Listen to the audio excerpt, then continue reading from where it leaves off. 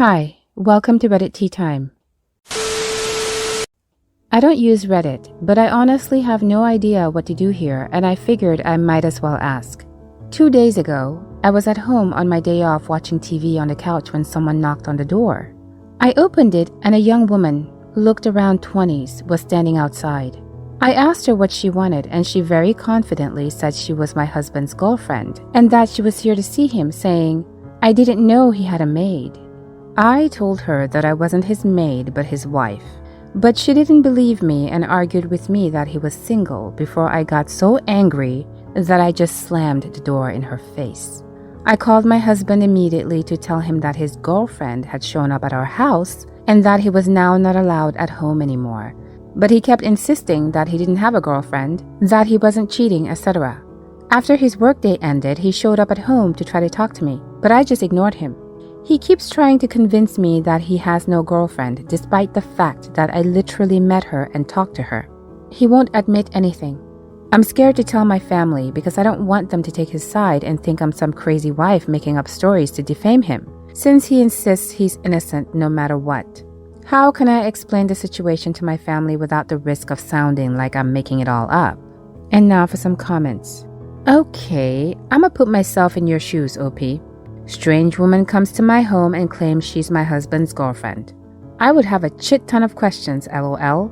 In no particular order. Who are you? What's your name? What's your boyfriend's name? Where did you two meet? How long has this been going on?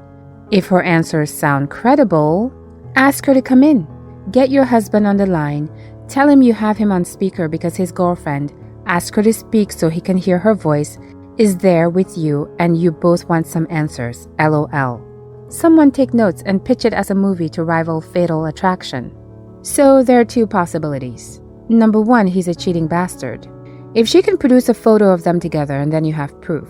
Number two, she's a crazy woman who is stalking him or he rejected her. Now she's out for ruining his life. I've seen both of these occur, usually number one more than two. But it's not outside the realm of possibility. I would need some sort of proof before I'd go after my husband. There is absolutely no way I would have let her leave. Let's sit and have some coffee, sister wife. Why is her word more reliable than your husband's? Did you get her name? Before you blew things up, you should at least have all the facts. I'm not saying he isn't, but I'm not sure I would take the word of some random girl whose motives are questionable. Has he cheated before? Behaved differently lately? In the 70s, my court judge grandpa had a stalker who was convinced he was leaving my nana for her. She even delivered chocolates directly to her and said they were from my grandpa. My nana then ate those chocolates as a power move. There was no validity to this woman's delusion. OP, I'm not saying that's what's going on here. However, someone can call themselves whatever they want, but that doesn't make it true. I really hope you can get some truthful answers. My husband of 2 years, known each other for 3, is saying he's going to divorce me because I won't let him adopt my son. So back when I was 15, 16, there was an incident and I ended up having my son and it's just me as his legal parent. When I was 20 and my son was 4, we moved in with my now husband and he's been acting as his father since we got married when I was 21. Ever since, he's been bringing up adopting my son, but recently it's been a lot more. He's even gone so far as to say that he won't take care of him and will leave me if I don't make him my son's legal parent. He and his family keep asking me when the adoption will be and ask me all the time why I'm not doing it. So I've been getting so much pressure to do this and it's weirding me out. My husband, before we got married, had been in a lot of relationships with women who had kids. So I don't know if he was with these women because it was easy since most were freshly out of relationships or if he was after the kids. Also, I'll add we also have another child together who's 1. Also, that we've both been thinking of divorce. He's mentally abusive, controlling, and starting to show me physical aggression. So do I let him adopt my son and potentially stay married or let him adopt my son and most likely get divorced? Update. I'll get divorced. Hopefully it's over soon and I'll update again. Now for some comments. If he's abusive and you're heading for divorce, don't let him adopt your son. You may already have to share custody of your 1-year-old. So don't stay married to an abuser. Get away from this man and don't tie your child legally to him. He's insisting on this, so he ties you closer to him, and it makes it harder to escape your abuse. He'll abuse your children also. Get out now." OP said, "So do I let him adopt my son?" "No, and this should be your hill to die on. His insistence is extremely troubling. Extremely troubling." This post was a journey. At first, I was really unclear why you wouldn't let him adopt your son. But now it seems like you're on the verge of divorce anyway, and he's abusive? That doesn't sound like someone you should give legal control over your son for the next 12 years of his life. Seems like the adoption issue is something you should have worked out before you got married. Now there are a lot of other problems that supersede it. Do not allow an abusive man to adopt your son. Definitely divorce your husband and try to get full custody. This guy isn't a good guy. You need to call the police when he puts his hands on you. You need to call your family and tell them to come get you. In short, my grandma is terrible. She's snooping, judgmental, stubborn, narcissistic, and controlling. My grandma has 3 grandchildren and has basically disowned 2 of the 3 so far. My sibling is not her biological grandchild, so she never considered them as such. When my sibling was getting married, my grandma announced that she wouldn't be attending their wedding because my sibling didn't call her enough. My sibling has wanted nothing to do with her ever since. My cousin Leah was the golden child for the majority of her life. I think it might have something to do with my cousin's mom allowing my grandma to completely control her and her daughter's lives while my parents pushed back hard on that. My grandma had so many photos of Leah up around her house while having almost none of the rest of the family.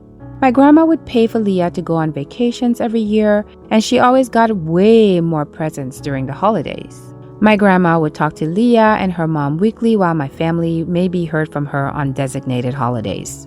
My grandma had a very obvious favorite, and I was able to notice it when I was like 8, LOL. This wasn't really a bad thing because every time I would visit her, she was just unpleasant to be around. She would try to pry information out of me, and if I said or did anything wrong, she'd tattle on me to my parents or just punish me herself. This continued into my early adulthood.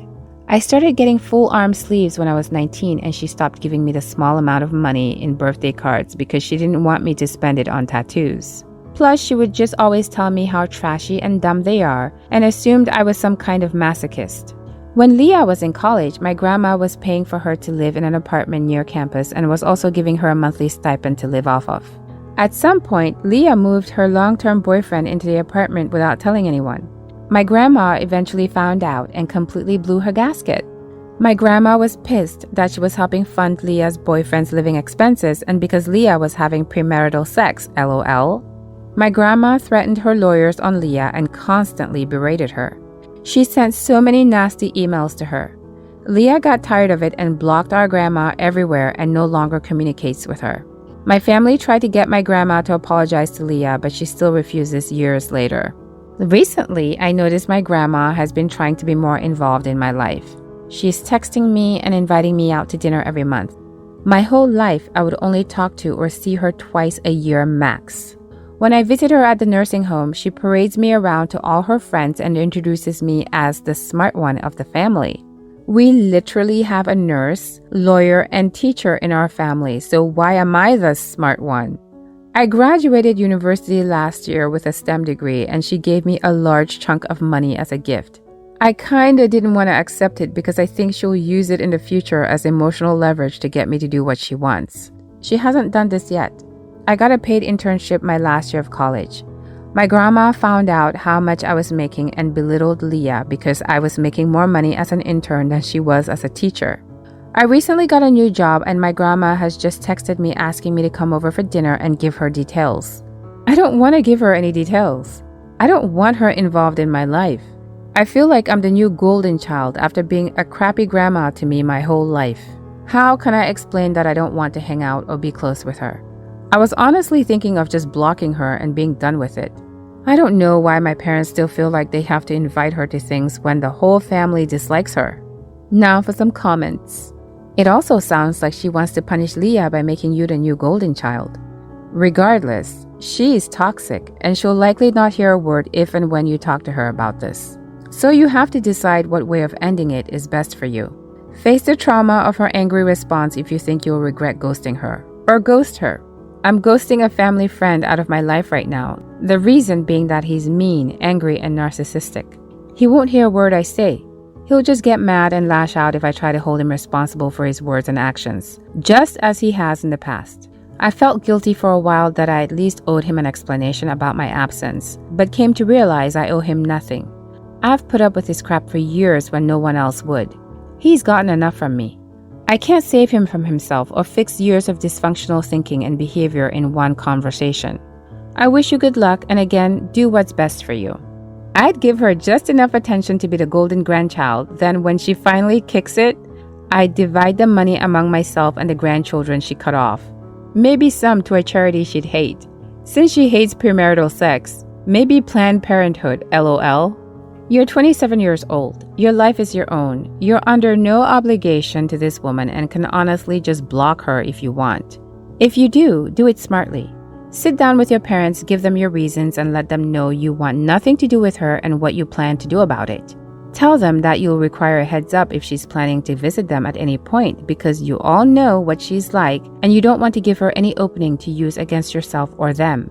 You're not open to discussion as this is something you've thought about for a while before telling them, and this is how it's going to be.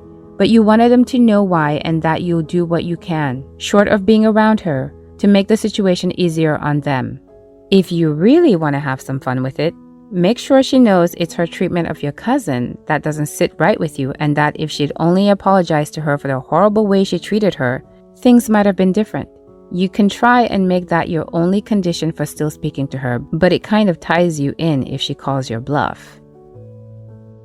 What do you think? Please let me know in the comments below. If you liked this story and you've made it this far, please consider subscribing. I really appreciate you spending your valuable time with me. Hopefully, I'll see you in the next Reddit story. In the meantime, please take care of yourself. Bye for now.